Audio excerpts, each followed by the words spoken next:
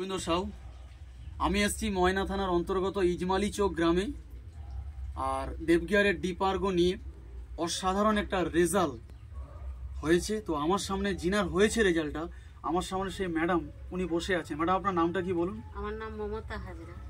মমতা হাজরা। তো এখন আপনি খুব সুন্দর ভালো আছেন শুনেছি। তো বলুন কি সমস্যা ছিল আপনার? আমার যমজ ছেলে হয়, যমজ ছেলে হওয়ার পর থেকে আমার লিভারের প্রবলেম আছে। লিভারের প্রবলেম? হ্যাঁ, লিভারের প্রবলেম আছে। লিভারের প্রবলেমটা 4 বার ধরে হয়, ওষুধ খাওয়া হয়। সেই থেকে আমার গ্যাস অ্যাসিডের প্রবলেম আছে।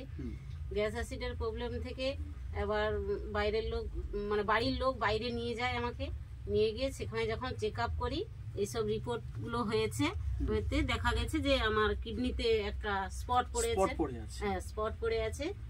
ওষুধ খেয়েছি কিন্তু কিছুই হয়নি সেরকম। তারপরে আমার এক ভাই এসে আমাকে ডিপার্গো বলে একটি প্রোডাক্ট আমাকে দেখায় একদিন। দেখাতে আমি তার কাছ থেকে নিয়ে প্রোডাক্টটা খেয়েছি। এখন আমি খুব ভালো আছি।